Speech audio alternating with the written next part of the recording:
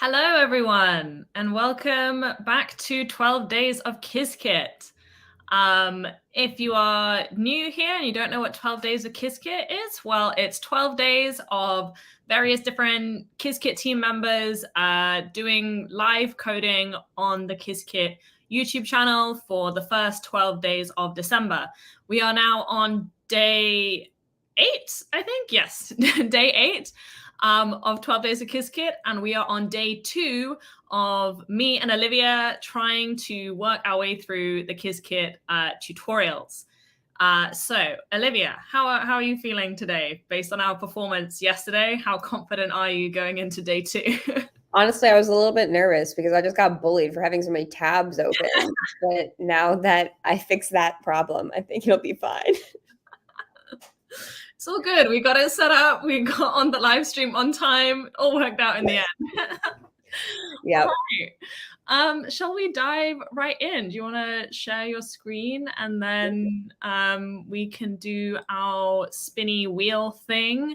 If anyone in the audience also wants to get involved while we're doing this, feel free to drop comments in the live stream chat. We will be, periodically checking that and answering your questions. If we get stuck, feel free to help us out with the solutions in the chat as well. And also, if you want to play tutorial Secret Santa, if you want to spin the holiday wheel of tutorials, that is also a link to this in the description as well. So if you want to explore some of the other tutorials that we didn't have time for, you can do that too. Yeah. All right, Olivia, shall we spin the wheel? You ready? I forgot it was really loud.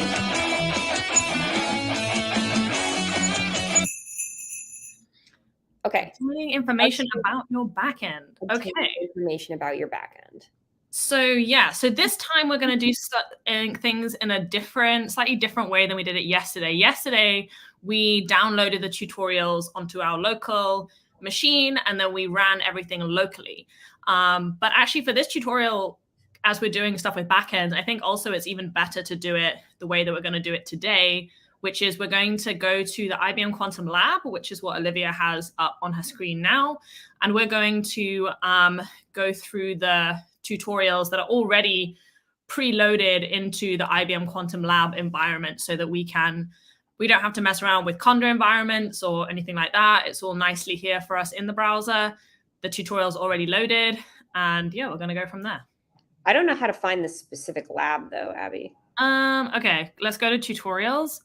Let's try simulators. Okay. I'm doing my best to remember which subfolder it lives in. There's nothing here. There's nothing there. Interesting. Let me check quickly in my own tabs what folder it's actually in. Okay. It should definitely be under Qiskit. Yeah. I was looking at these tutorials the other day. So what was the name of the one with obtaining information about your backend, right? Mm-hmm. Should be under advanced circuits. Okay. So Qiskit tutorials, circuits advanced. I don't see it. Might be number 8, gathering system information. It's maybe named something slightly different. Oh yeah, this is it. There we go. Okay. Good call.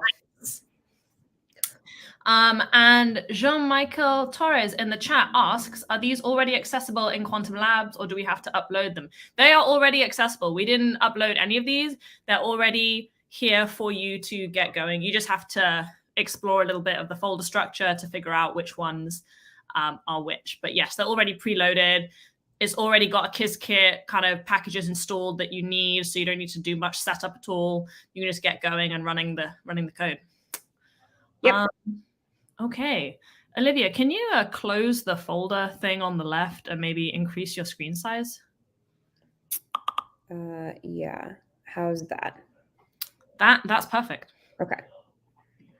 All right. So here is the lab, how to obtain information about your specific backend. So for this one, I guess we're importing fake Hanoi.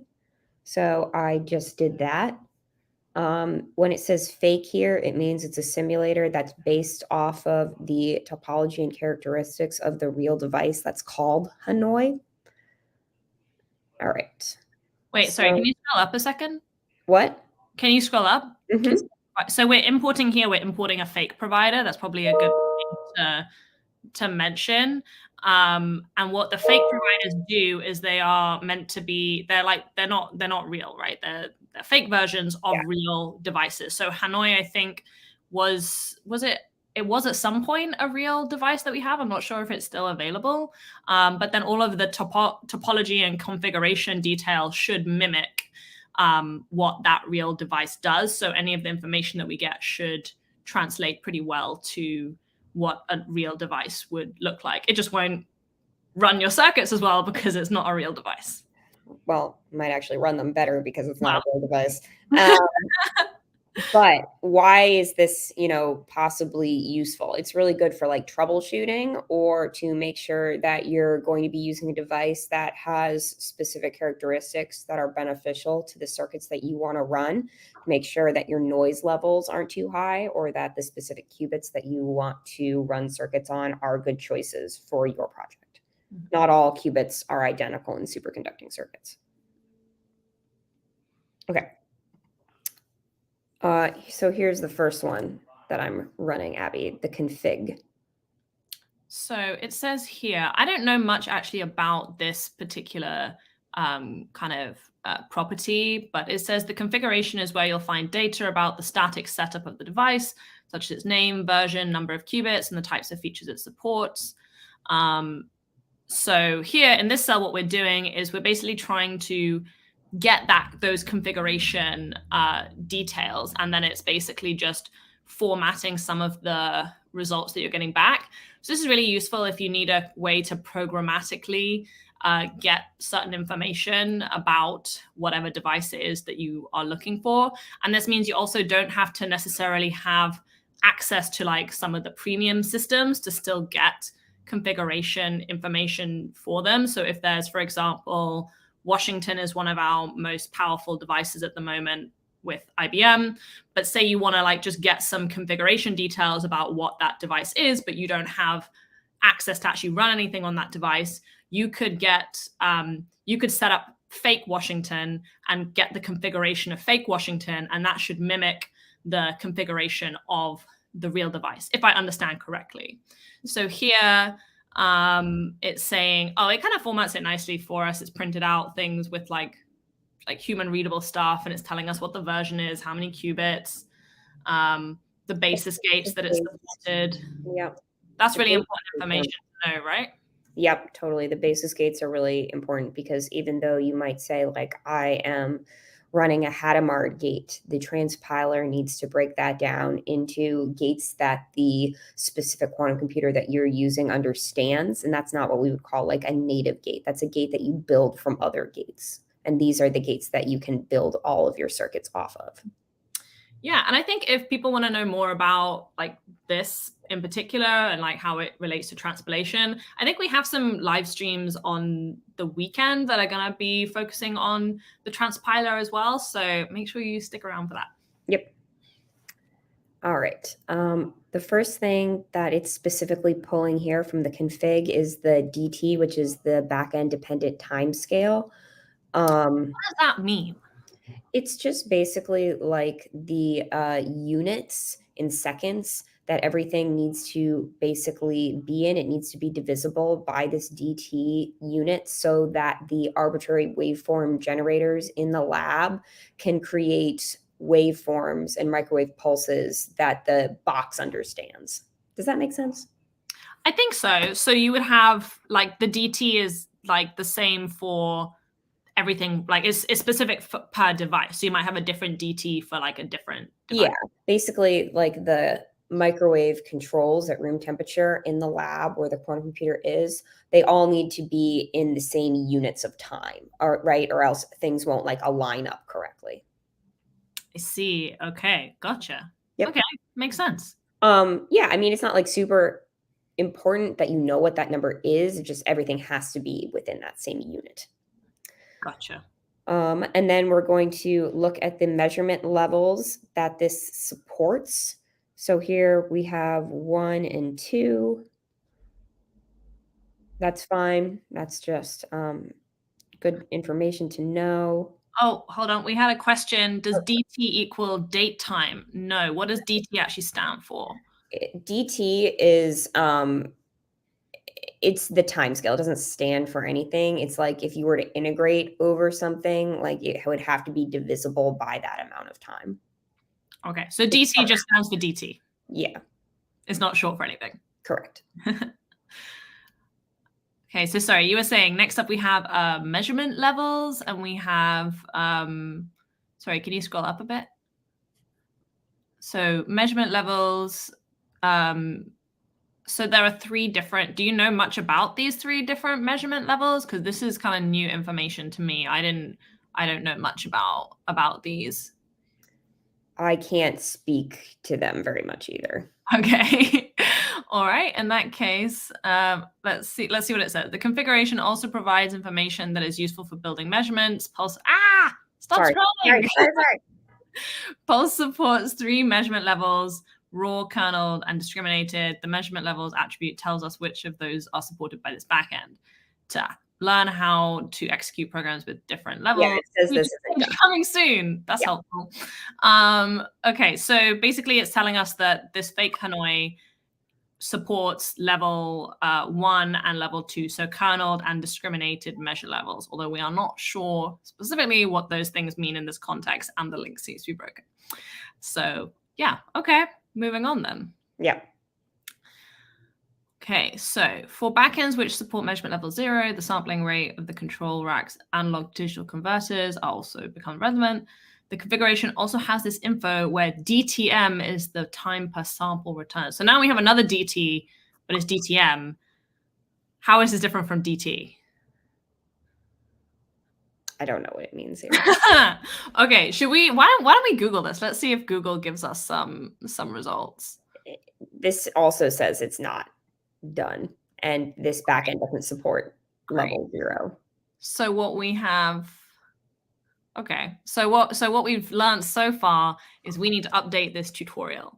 So if anyone's watching this and wants to help contribute and knows the answer to these questions, go and find this tutorial and submit some changes in the GitHub so that we can answer these questions.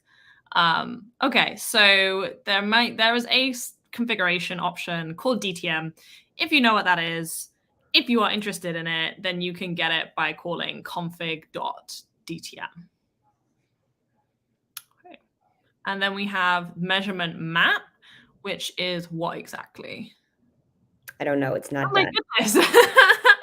Wow, we are really exposing the flaws in this tutorial today. Yeah. Okay. You know what we might be able to do though is we might be able to find some of the information here in the Qiskit documentation. Sure. So maybe we should dive into that a little bit. So if we go to qiskit.org/documentation, or yeah, just Google measure map and see what comes up. So this is must be measured together. Must be measured together.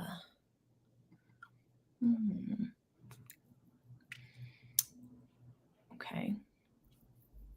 So someone has suggested in the chat that Jean-Michael again says, I think it means that you can measure all qubits from 0 to 26. So is it that every qubit on the device, can you always measure every single qubit, or depending on the device, can you only measure certain qubits? I've always been able to measure every qubit. Okay, that's interesting. And measure map here says this is required to be implemented if the backend supports pulse scheduling. Okay, so we know it's got something. So here it says that sometimes there are groups of measurements which might be multiplexed, which makes sense to me, knowing and understanding the hardware. Care to elaborate? I have no idea what multiplexed means. It basically means there are multiple qubits being read out through like the same channel.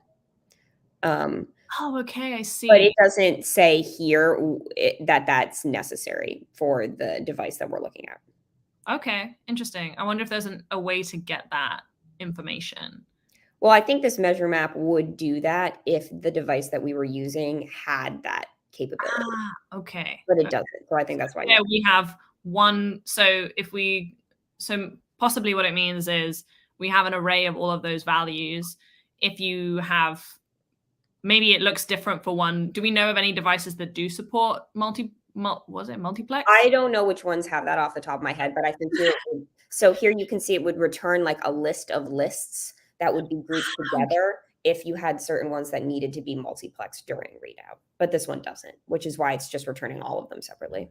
Gotcha. Okay. Well, that makes sense. Okay. I get Right. it. Cool. So, Learning things today. well, the thing is, the closer we get to the hardware, the less knowledge I have. I normally operate on like the highest level of the stack. So when it comes to anything to do with like pulse or backend specific things, I'm like, I don't know. It's so funny because natively I'm like the opposite. And I'm like the lowest level, which is literally like plugging qubits into the delusion refrigerator, and we need to like meet somewhere in the middle. Perfect. Okay, let's move on. Getting channels for your scheduled programs. Okay. So this I do know something about. So I do know at the very least when it comes to the back end, when you're actually doing operations on qubits, you are kind of sending microwave pulses to them, and you do that using different types of channels. So the drive channel is when you're kind of putting an operation on a qubit, right? Versus a measure channel, you're like doing a measurement operation on it. And then the acquire channel, if I'm correct, that's the bit that like kind of gets the result after you've done that measurement. That's right. Yes. Yep. Okay. So in this one, I'm assuming if we are doing config.drive 0, then we're asking for qubit 0, something about like the drive channel for qubit 0 specifically. I think that's right. Yeah. Let's see. So one cool trick that you can do in Jupyter Lab is if you just select in one of the cells, and if you do command and then I, then that will open up the doc string for you, which is a really nice thing if you ever are not sure what a certain argument is doing. So here, qubit number. Exactly. So there we go. Very good. All right, so now we're just going to look at some specific properties for this qubit. For this backend. For this backend's specific qubit. Okay. Gotcha. So we're measuring on Hanoi qubit 0. So it has a T1 time, which is the decoherence time, or the coherence time, which is the amount of time it takes the qubit to spontaneously fall from the excited state to the ground state due to environmental impacts. And that's 162 microseconds, which is pretty good.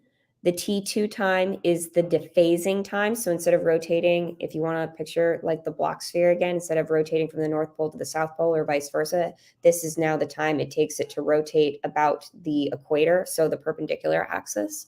That's 171 microseconds, also pretty good. And then these are gate errors, considerably low. And the duration of the gate, pretty fast. And then this is the resonance frequency of the readout resonator, which is coupled to the qubit that we're actually going to be interacting with, which is 5 gigahertz, which is basically how all of the IBM resonators are designed. And if we have a look at how those things are actually called in the code cell above, scroll up a little bit. Yep. So we're passing in, so we've created this properties object where we've just called backend.properties, and we're passing in properties to this function, and we're basically asking it to print out those properties. So for T1, it's pretty easy. You just call T1 on the specific qubit that you want. And then it's timesing it by US, which is a certain constant, which is doing kind of putting it into the right units for us. In this case, microseconds. The same with T2, pretty simple again, just calling .T2 with the qubit. Gate error, we are also passing the qubit, but we're passing SX, which I assume means we're looking for the errors associated with an SX gate. I'm not sure what SX means in this context. I thought that's what it meant. Yeah. Ooh. Sorry, didn't mean to do that. And then the same for the gate length, which, and again, like converting it to nanoseconds this time. And then lastly, getting the frequency, passing in the qubit. And again, oh, but in this option for the frequency, you're passing in the unit that you want, like within the, instead of doing it after you've called the frequency function, you're passing in, you're doing that maths on like within the thing, unless their brackets are getting messed up for some reason. I have a feeling that those brackets look a bit odd. Okay. Dun, dun, dun. Oh no, it's fine. I'm just reading it wrong. It's got the print bracket. Oh yeah, it has the print all the way up here. There we go. But yeah, and so then basically it's just kind of creating all of that as its own function so that you can reuse it. So you can call describe qubit. So you could potentially, if you want to take this work from this tutorial out and use it in your own stuff, you can just kind of like copy and paste this little function and then use it for whatever, each qubit that you want that information for.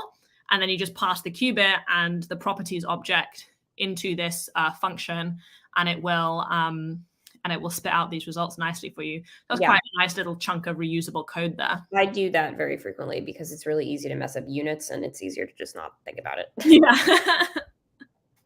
Can we keep going? Yeah. Oh, I think that's a good point though that they make just afterwards, which is properties are not guaranteed to be reported. But backends without pulse access typically also provide this data. Yeah. So that's, I think, a good point to know is that, yeah, basically not all devices will make all of this data available to you through this properties attribute. So just sometimes it might not work just because the backend doesn't provide that information. You can always get the T1 time, the 2-qubit gate error, and the resonance frequency from looking at the topology and highlighting certain qubits, though, on the website. Oh, I didn't know that. Okay. Defaults. Pulse defaults. I don't think I've ever used pulse defaults or even heard of them, but I don't do that much with pulse. You want me to do the command thingy? Sure. Returns a snapshot of device defaults. Okay, that's pretty self-explanatory. Yeah, nothing confusing there.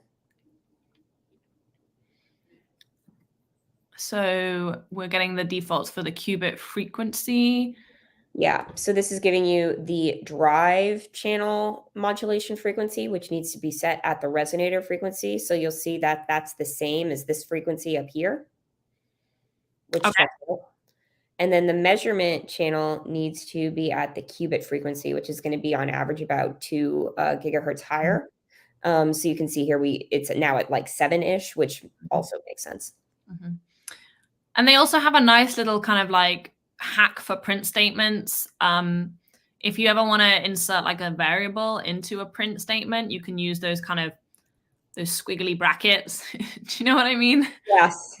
The curly braces inside of that, and then add the dot format on the end with your variable and any maths that you want to do to it. And that logic will say, okay, anywhere there are those curly braces, I'm going to stick the variable that I'm asking to put in that slot. Yep. All right, very good. So now this section is called Pulse Schedule Definitions for Quantum Circuit Instructions. One of the most important aspects of the backend for schedule building is the instruction schedule map.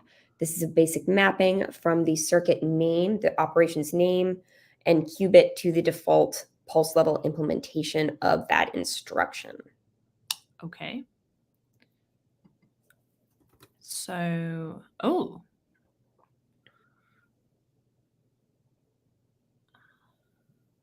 Wow. Okay. So we have a lot of information here. You, as someone who does experimentalist hardware stuff, does this make sense to you? And is there anything you can tell us about this? I mean, these are all just the building block gates. These are just all the native gates for all the qubits. And then these are the qubits that you can run 2-qubit gate pairs between. Oh, I see. So you can get a sense of the topology here, right? So the CX or the C0 gate is the 2-qubit gate, and you can't run those between like every single combination of gates that you would have on the device. So here it's showing you the pairs that you're allowed to run that gate between. I see. So I can see that like number 10, for example, you can do a C0 between 10 and 7 and 10 and 12, but I Right, can't but you couldn't do like 10 10 and and 1. 3. Right, because those aren't close enough next to each other on the actual physical device. And this kind of touches on something that we were talking about yesterday about when we were talking about the swap gates. How, you know, if you aren't careful about how you're laying out your qubits on your back end, you will need to kind of the device will need to add in a lot of swaps to kind of.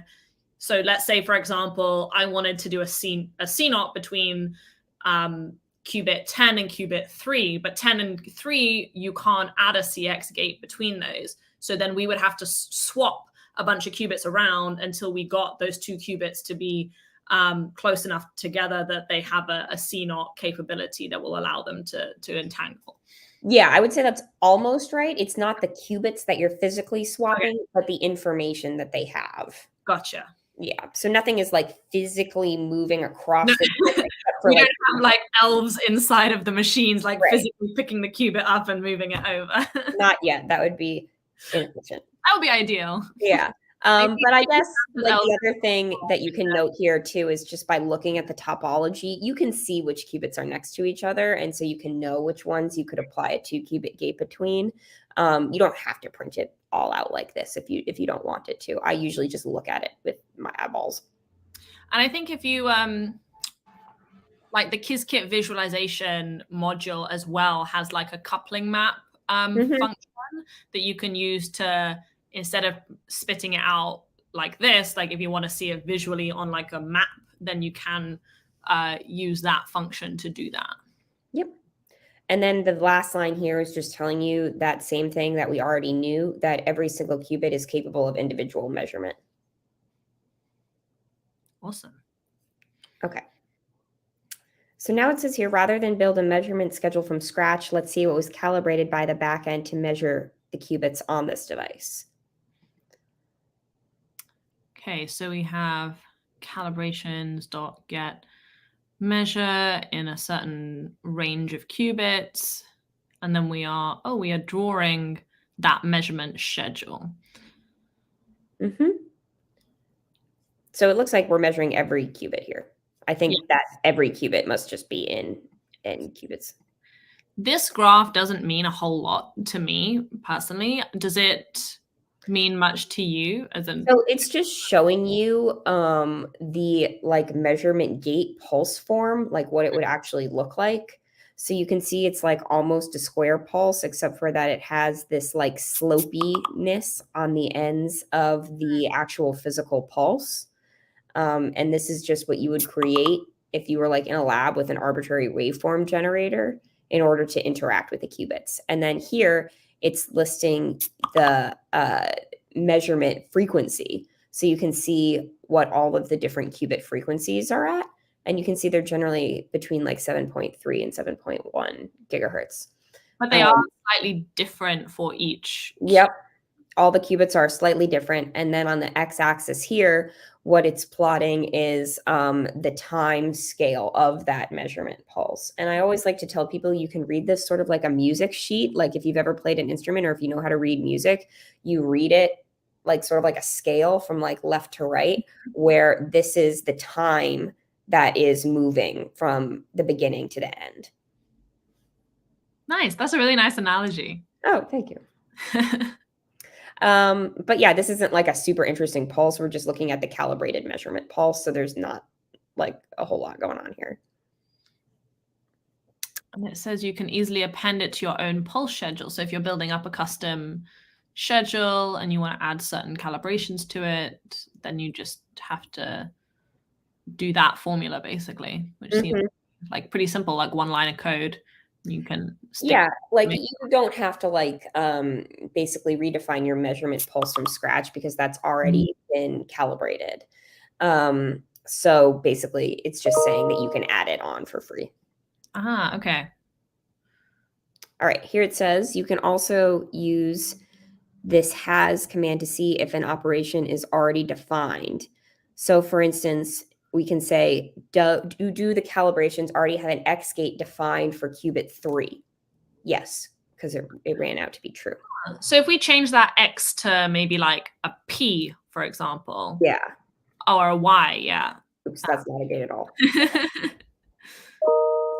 And we can see that it doesn't. So then I would know if I'm trying to do some kind of like pulse level calibrations, like which ones do I have to spend time building from scratch and which ones are already available to me. Yep. Nice. Some circuit operations take certain parameters. Sure.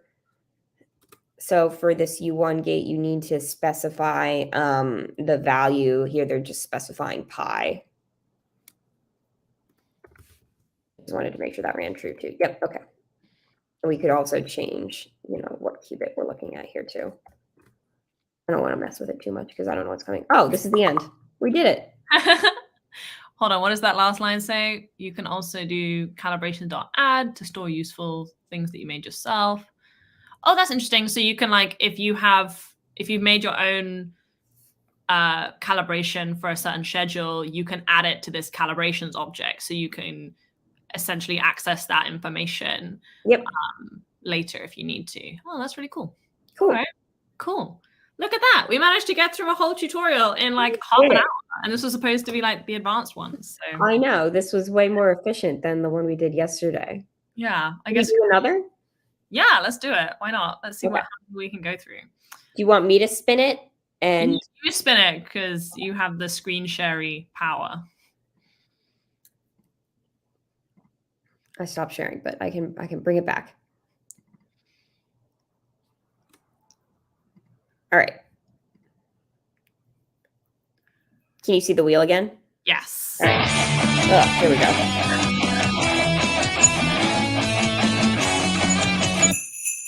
All right. Building pulse schedules. Literally what we were just doing. So let's see if we learned anything from the last tutorial, if it's going to help us with this one. I know. I swear that was totally random though. Okay, so maybe we should talk really quickly about what a pulse schedule is. Maybe what a pulse is even. So a pulse is the microwave that you are defining, and it has specific properties, right? Like it has a length of time, it has a frequency, it has an amplitude, it might have a phase, and those are the pulses that travel from the room temperature controls that we are interacting with over the cloud into the cables, which go down into the dilution refrigerator that houses the superconducting quantum computing processor. And then it goes into the processor, and then the information leaves and it goes back out through those cables up into the room temperature controls and then to us. Okay. And so every time, correct me if I'm wrong, but when we're talking about things like gates in quantum computation, really gates are just a way to talk about specific types of, I guess, pulses. Every gate is its own pulse, and we just have some pulses that are very useful that a lot of people use. So then they become gates that we add, like an X gate or a CX gate, or some of the most common ones are just very common pulses, right? Yeah, I would say a gate is broken down into microwave pulses. So the microwave pulses are generalizations of the gate. Gotcha. Okay. But does that mean then that each, depending on the device that we're on, let's say we want to implement an X gate, does that mean that the pulses themselves might have slightly different calibrations depending on what backend we're using? Yep, that's definitely what that means. And so for an X gate, you really have to make sure that your frequency is correct. And that frequency will totally depend on the specific qubit that you're measuring. Gotcha. Okay. Shall we dive in and build some schedules? So when you're working at the pulse level, it's working at a little bit of a lower level than you might generally work through in a typical Qiskit tutorial. So this is a very low level exact representation for a circuit gate, like we said. And a single operation can be implemented with a pulse program, which is comprised of all of these low level instructions. For IBM devices, pulse programs are used as subroutines to describe gates. Blah, blah, blah. Something was sunset like 2 years ago, or a year ago. The syntax is the same. Okay. So this is a good moment to point out, and we saw this in the last one as well. Like some of these tutorials were written at a certain point of time. So always like make sure that, you know, you take everything that you learn here with a pinch of salt.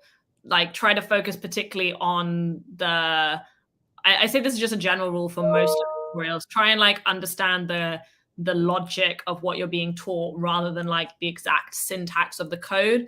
totally. Because code is kind of a living thing. It evolves over time but most of it is just kind of syntactic sugar on the top that sometimes gets tweaked or changed, or some features get deprecated. So just kind of bear that in mind, that the things that you learn now might not hold true until the end of time, but there's still probably useful things that you can get out of the process of going through the tutorial. Yep, totally.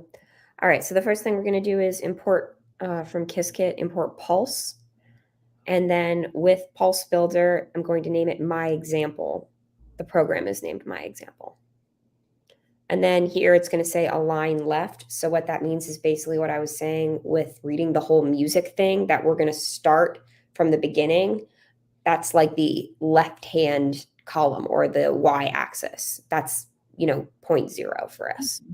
So we haven't really done anything here right now. Like this is basically just setting up the basic defaults of when you start building a pulse schedule. And then I think as we get through this, we're going to start adding more things into that build with block to kind of start building stuff out from what we have here at the moment, which is just like the very basics. Yeah. All right. So now these are some example of instructions. So I think maybe it would be beneficial to go through at least these ones. We already talked about these actually here, the specific channels, but maybe the specific instructions that you can apply to a channel we should talk about quick. Perfect. So the first one here is a delay. And a delay is basically just a period of time where you do nothing, and you specify that that channel just sits there. And this is actually very, very important for building specific circuits, because you need to give time for qubits or cavities to ring up or down. And basically what that means is to achieve their final form, I guess. Like you don't want to run an algorithm and then measure it really, really quickly before that algorithm has had time to process. Play means, like do it, basically. Set the frequency is very self-explanatory. It's specifying a specific frequency that you want to measure a channel at. Shift phase would be to change the phase of that microwave pulse on a channel. And then acquire. I have a question about that. How does phase from, the linear algebra and information about the operations and the gates, how does that translate to phase in terms of like microwave pulses? Yeah, so I mean, like there's some confusion, I think, a lot of the time between like a global phase and a relative phase, which we talked a little bit about yesterday. But basically, like when you specify a phase, like when we were looking at the matrices yesterday, like some of the operators had like that theta or that phi symbol in them, which means there's a phase that's included.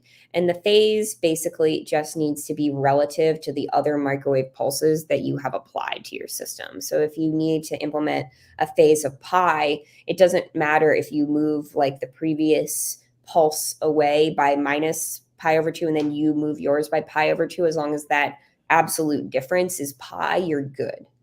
And what is that? Okay, this might be a dumb question, but like, is that like a shift in frequency or like a physical movement of the microwave pulse? It's like physically, like if you were to look at like, multiple sine waves, it would be like copying and pasting one and then just sliding it over slightly. Oh, until it's probably like out of phase. Or like a value. Okay. Yeah, exactly. Okay. So it's like just shifting it by some value, usually pi or pi over 2. Gotcha. Cool.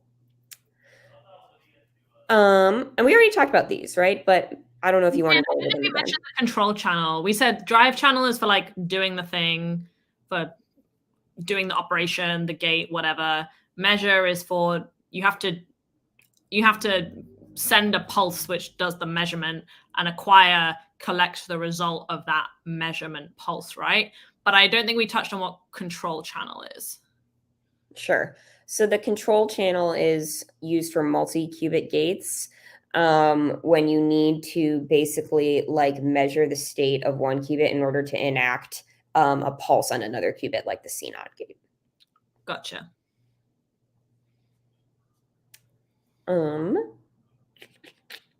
Yep, so channels take one integer index argument, except for the control channels, which need to take more than one, because that's a multi-qubit control gate.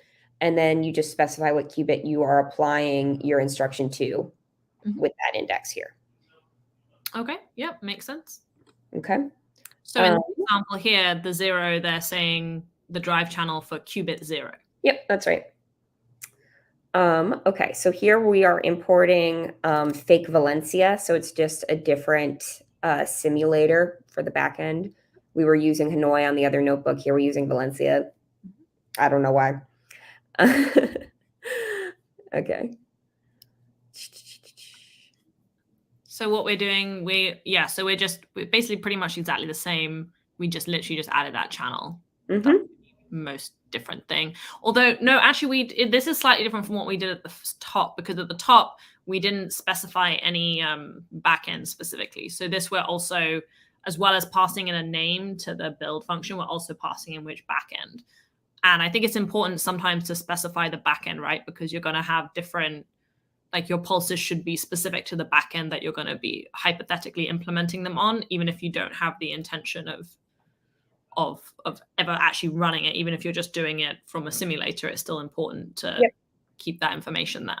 Excuse me. Bless you. All right. Should we talk about the delay section now? Yeah, let's do that. Although actually, I do want to call out here, there's a deprecation warning in the cell above. And that's there is. I took my glasses off and now I mean, that's one way of getting around deprecation warnings. It's like, I don't see anything. It's fine. This is just warning us that fake Valencia, like you mentioned, we're not using fake Valencia. We're using fake Valencia here, which is new, which I think instead of what we were using in the last one. And we're actually also getting it from a different area of Qiskit. And that area of Qiskit is now deprecated. So instead, we should, it's showing you, we should import from providers.fakeprovider. And that's the one that we were using in the tutorial before. So things like fake Hanoi are available through the fake provider. So I'm not even sure if Valencia might even not be available anymore. But that's just something to bear in mind. So if you scroll up a bit, let's see if we can fix this deprecation warning. So you see the first line where it says Qiskit test mock import fake Valencia. Instead, try Qiskit providers.fake providers instead of .mock. Oh, sorry, and remove the test as well. Not quite. So you see, sorry, put it back. Can you do Command Z and put it back to what it was before? So I think it's Qiskit.providers .fake_provider. It kind of says it in the deprecation warning itself. Oh, sorry. So it says import directly from,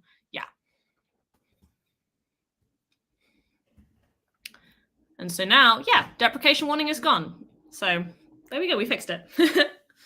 Good job, Abby. If anyone wants an easy fix to a tutorial and wants to make a very quick open source contribution, that would be what you could do.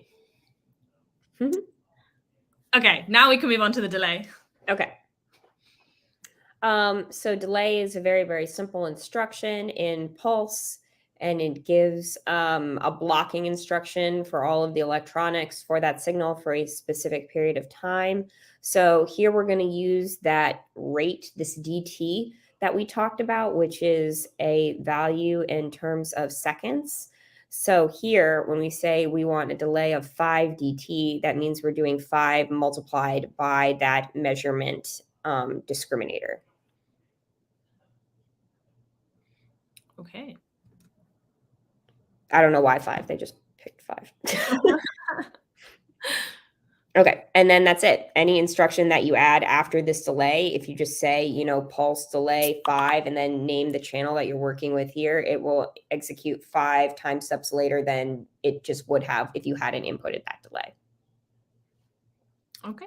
Yeah. All right. Makes sense. All right. Play is the instruction responsible for actually executing the pulses. And so it's just pulse.play. And then you name the pulse and the specific channel. Okay, so here it says a pulse specifies an arbitrary envelope. The modulation frequency and phase are controlled by set frequency and shift phase, which we already spoke about. Yep, and this is sometimes what it looks like, depending on what your phase and your frequency and your pulse actually are. And this is the signal that's actually produced by the AWG, which is an arbitrary waveform generator. It's a box. It's like this big. It sits in the lab. And then you mix these pulses with continuous sine waves in order to create anything you want, basically. Cool. Yeah. So this is an example of mixing this Gaussian envelope here with a sine wave. And so you can see you sort of get a combination of those two pulses. Oh, yeah, I see. I can kind of see the outline of the Gaussian, but it's got... Right. So like basically you want an envelope because you don't want your pulse to go on forever, but you want the pulse to have this shape. So you put the envelope on top of the arbitrary sine function, and then you can control the width and duration of that sine. Okay. Okay.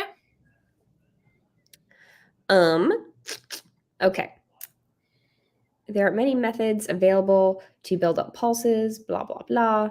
Let's take, for example, a simple Gaussian pulse, which is a pulse with an envelope described by a sample Gaussian function. I think I did that. We're going to arbitrarily choose an amplitude of 1, a standard deviation. That's this sigma of 10, and 128 sample points. So I don't know why they chose these numbers that they chose. They seem to be sort of just random to me. You probably gave like a nice output in the tutorial. Yeah. Kind of like round. Yeah. There's no way to tell by looking at it. But here you can see that this is how you would construct a pulse like that. The amplitude would be 1, the sigma is 10, and the number of samples is 128. Okay. So now let's build our Gaussian pulse using the Gaussian parametric pulse from the library that we just imported. And so a parametric pulse sends the name of the function and its parameters to the backend rather than every individual sample that you're looking at. So basically this helps make the jobs a lot smaller. So you can see here, we've already pulled from the library this Gaussian pulse, which is already roughly defined. And then you just have to input the variables that you labeled up here that you defined in the previous cell. I see. Okay, so it kind of makes it less, like, more efficient on the back if you're kind of just expanding on functionality that's already built in. Yeah, and it's also, you know, it enables the user to be lazy, which we love. Win-win. Seriously, this is a win-win. We love the library. We love the parametric pulses. And then you can see here, this is what the cycle time is in units of dt. And this would be, you know, roughly what our gate would look like with these specific parameters. Okay. Now, if instead you wanted to have a pulse that is described by samples, then you would use a waveform, which is an array of time-ordered complex amplitudes or samples. Each sample is played for 1 cycle or a timestamp, which is, again, determined specifically by that backend. And you need to know the value of dt in order to do this. So this is why... And we learned how to get the value of dt. Yeah. So you do configure u.dt, like we learned from the previous tutorial. Cool. And then this is how you would do something very similar using the samples instead. And you can, of course, just use gauss.draw to see the picture of your pulse. And here we're using NumPy, very common kind of Python package that's used not just in quantum computing, but in any kind of scientific computing you're trying to do. NumPy is basically just another package you can install, which does a lot of quite powerful maths things for you. They have a lot of different features. So we're using it a couple of times here. For like doing an exponential, things like that. If you ever need to go and Google the documentation, if you're ever not sure, if you see NP dot something and you're not sure what it does, that's a NumPy thing. So go and check out the documentation for that. Yep. Pulse library functions. You can build a waveform from the library. It also has a way to do this with number of samples, if that's interesting to you. Regardless of which method you use, pulse or play, you add it to your schedule the same way. So you build your schedule and then you do your pulse.play with your specific, not wave function, what's it called? I guess the shape of your pulse and then the channel. And then that's how you would build your schedule. You always do it within that with pulse block. Yeah, that's right. If you don't have the with pulse block, you're sort of just defining pulses, but you're not adding it to your schedule. Mm-hmm. And a schedule is like a combination of pulses, right? Yeah, a schedule is what you would actually send to like the room temperature controls to interact with the quantum computer. So you wouldn't necessarily just send out for like one pulse, like you want to right a series, like basic, like very bare bones. You would have to have, some pulse that did something and some measurement pulse. Okay. And those would be on different channels. Okay. Okay, you can also supply a list or array directly to play. That's fine too. Ooh, sorry. Got too excited there. Maybe this part's important to go over. I know we're sort of running low on time here, but we still have a few more minutes. Yeah. So if you want to learn how to specify your frequency, you would just do pulse.setFrequency. Make sure that you keep track of the units. So this is 4.5 gigahertz, but it's specified in units of hertz. So make sure you know what you're doing here in terms of units. This is a really common mistake. Literally, we're all going to make unit errors until the day we die, but try to remember if you can. I think it's always unit errors and time zone errors that I think are the most difficult. Or like some random factor of 2 pi that's floating around in there. Literally, like if you have an error in your pulse schedule or in your data and you have no idea what it's coming from, you have an extra 2 pi somewhere. Just go delete some 2 pi's. It'll fix it. Okay, very similar. If you want to shift the phase of your pulse as well, you would just do that here too.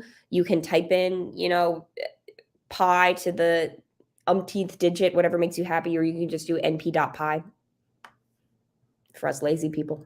And then acquire is the instruction which triggers data acquisition and prepares it for readout.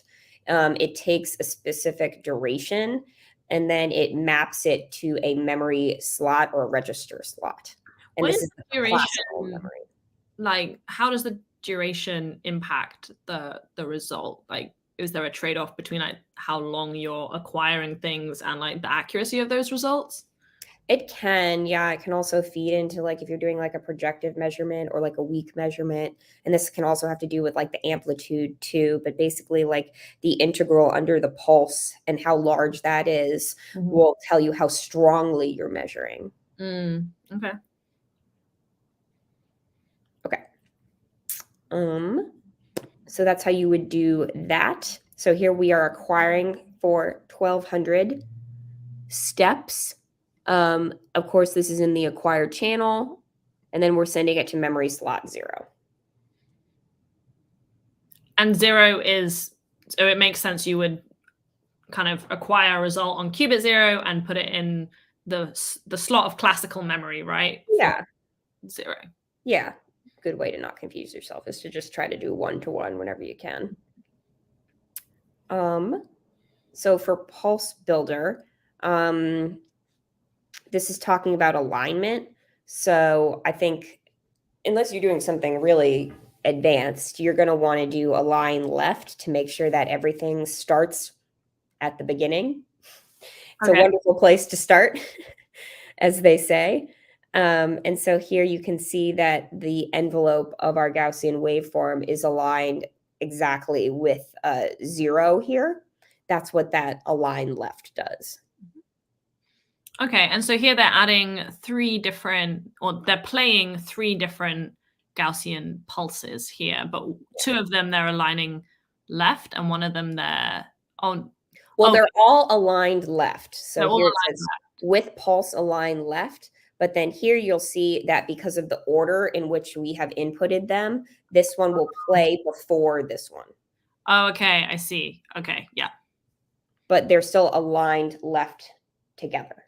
I see. So it's aligned as far left as it can be, given that there's another pulse already ahead of it. Right, right. Unless there's a blocker, and then you just push them up next to each other.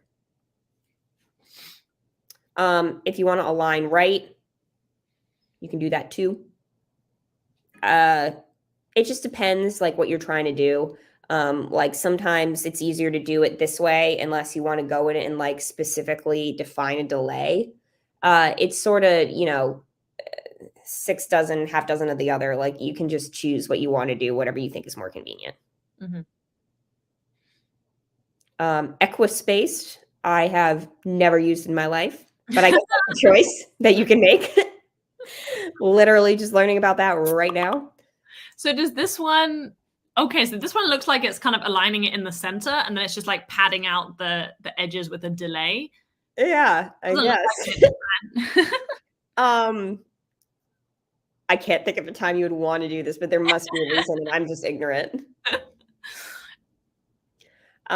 Sequential makes sense. I get that one. So this means I think you just don't want your pulses to overlap. I see. Okay. Even if they're on different lines here. For like just an interesting point to note from the kind of the software side of things, to do these like multiple ones, when you're doing this kind of alignment stuff, you need to do a width statement inside of your main build width block. So here we have like a double one, but if you scroll up, there was only one of the so only the one on qubit 0 did we want to align equispaced. So you can see there's only one Gaussian that's getting aligned equispace, and then the other ones are just being aligned left by default, and so they're not inside of that inner width block. Yeah, good point. That was a good point, Abby. You can have multiple, like different ones being aligned in different ways within the same pulse schedule. Yep, just make sure to draw it or you're going to confuse yourself real fast. And then lastly, we have phase and frequency offsets and what that would actually look like when you're inputting them into your pulse build schedule. This is okay. So I have a question here. I always wonder what those little like, black twirly arrows are in the pulse thing. Do you have any idea what that is? Is that showing the phase change? I think so, because they're not anywhere else, right? Yeah. It must be the phase, but I don't know anything more than that. I just know it's signifying some type of phase. What does it say does it say anything in the instructions? Oh, it says, this one has a phase offset, but this one also has a phase offset. Okay. So here we have a phase offset of 3.14, and I can kind of see that getting plotted on the graph. Yep. The first and the last swirly thing. And then a frequency offset as well. So this is the delta F here. You can sort of see it. It's a little hard to see, but that delta F corresponds to this 10 megahertz. I see. Okay. Okay. So maybe and that 10 megahertz is just above the middle swirly arrow. Yeah, the swirly arrow is somehow signifying there's an offset, but I just don't know. So it could be either the phase offset or the frequency offset here. Correct. Yeah, I'm just not sure visually what else. They have that 10 megahertz thing on the far right as well. Yeah, they do. It means something. If anyone can figure that out, drop a comment in the Look, we chat. finished like right on time. Perfect. Better yet, go and open an issue or a pull request in our Qiskit Tutorials GitHub repo and tell us how to make the tutorials better. Yeah, Olivia, we did it. 2 whole days of Qiskit Tutorials. How are you feeling? Are you proud of us? I'm proud of us. I'm kind of proud of us. I feel bad that part of that notebook said like we'll add soon, but you know, that's coding. That, yeah, such as software. Such as software, What is such your as favorite life. thing that you've learned over the past 2 days? That's What's my favorite thing that I learned? I guess I wasn't super familiar with that multiplex command actually. So I'm gonna ask some people more about that because I don't necessarily know when that's gonna show up in the future, and I would like to. I think my favorite thing, well, I learned a lot about Pulse today that I didn't know about before. And I like the hack of always checking if you have a 2pi error being the most common error. That kind of reminds me of how like the most common error in software engineering is like you've got a semicolon that's wrong somewhere. But I'm Sure, like, yeah, it's like the same thing. Physics equivalent. 2pi and semicolon, ruining code everywhere. All right, we got to wrap things up. Thank you everyone in the audience for joining us today. We still have a few more days left of 12 days of Qiskit. Tomorrow is going to be with me again, and we're not going to do tutorials. We're going to be focusing on open source contributions. So if you have ever considered contributing to Qiskit, don't know where to start, we'll be going through all that together tomorrow. And yeah, remember to like, subscribe, do all the YouTube things. And yeah, that's it. That's it from us. Thanks, everyone. Thank you.